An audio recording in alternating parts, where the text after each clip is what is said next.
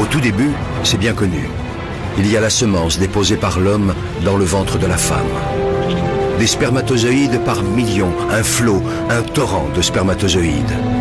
Tous vont mourir, tous, sauf un. Pour eux, les messagers de la vie, c'est le début d'une véritable course au trésor, d'un sprint éperdu de plusieurs heures vers un rendez-vous galant, avec au bout, peut-être, la récompense due au vainqueur et une fabuleuse promesse de vie.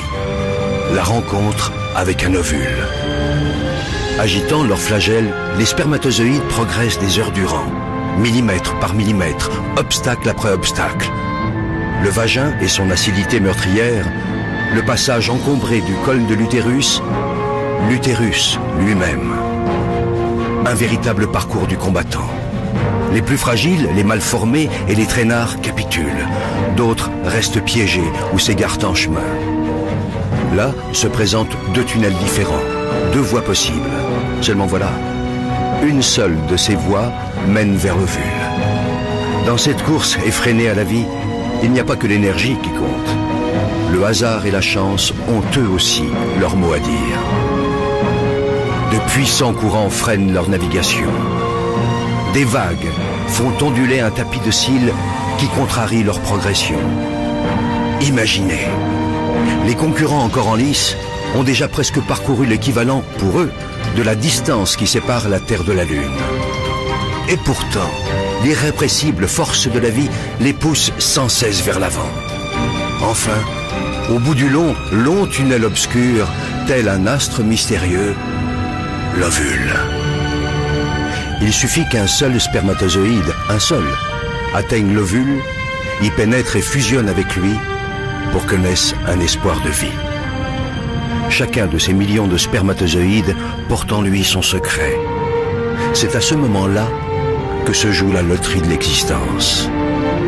Ils ne sont désormais qu'une centaine à explorer la surface de l'ovule. Quelques-uns seulement parviennent à se faufiler jusqu'à la capsule. Formidable armure protectrice. Dernière agitation, ultime frénésie. Soudain, l'un d'entre eux finit par trouver la voie. Ça y est, c'est lui, le seul, l'unique. Aussitôt percé, la carapace durcit et les autres spermatozoïdes se heurtent à une barrière infranchissable. Pour eux, le voyage est terminé. Si près du but.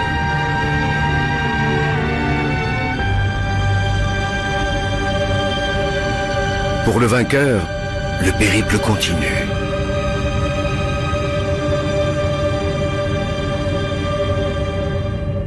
Il perd son flagelle, devenu inutile, et libère son trésor. Le patrimoine génétique de Manu s'unit à celui de Barbara. De cette union va naître une cellule unique au monde. Rêve d'amour, fruit du désir, et déjà esquisse de vie. Un œuf. Dès cette seconde, tout est déjà écrit, ou presque. Et puis le processus s'accélère. Une nouvelle vie s'organise. Une nouvelle aventure commence. L'œuf, instantanément, se divise en 2, puis 4, 8, 16, 32 cellules identiques. Il entame en même temps un lent et long voyage. Au 3e jour de son expédition, il plonge dans une immense grotte qui lui sera bientôt familière, l'utérus. Au 6e jour, l'œuf sort de sa coque et se pose délicatement sur la paroi de ce très accueillant refuge. Il se construit un nid où, sauf imprévu, il a élu domicile pour 9 mois. Au fur et à mesure que l'œuf s'enfonce dans la paroi souple de l'utérus, il se transforme de façon radicale. Il commence par élaborer des connexions avec son environnement. C'est le futur placenta, une plateforme d'échange permanent avec le corps de Barbara. Simultanément, au centre, un disque se dessine. L'œuf se transforme et devient l'embryon. Âgé de 14 jours, il n'a pas encore la taille d'une tête d'épingle. Quelques jours plus tard, l'embryon s'est considérablement épaissi. Il repose maintenant au centre de 2 poches remplies de liquide. une incroyable cascade de transformation l'agite. Cela commence par la formation du système nerveux.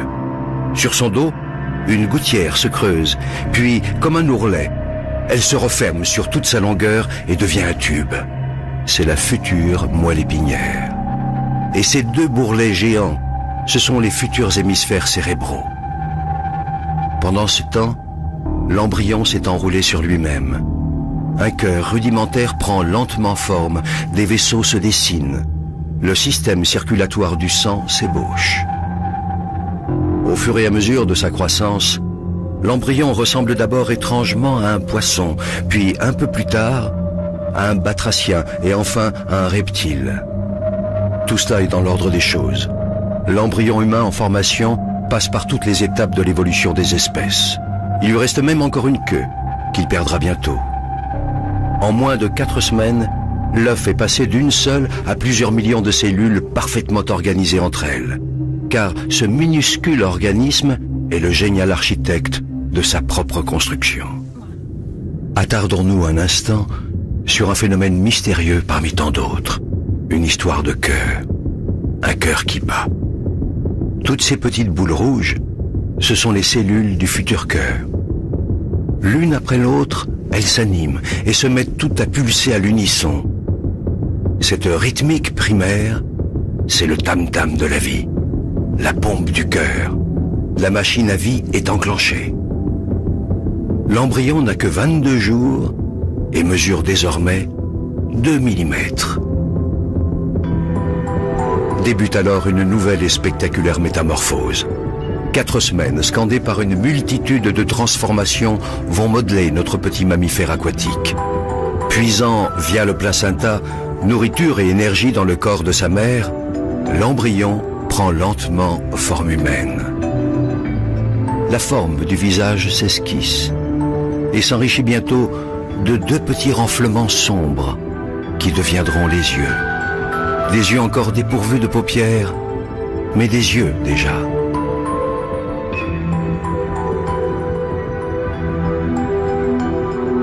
L'ébauche de tous les organes se poursuit. Les cartilages des os, les muscles et les tendons se développent progressivement. L'embryon est maintenant âgé de 34 jours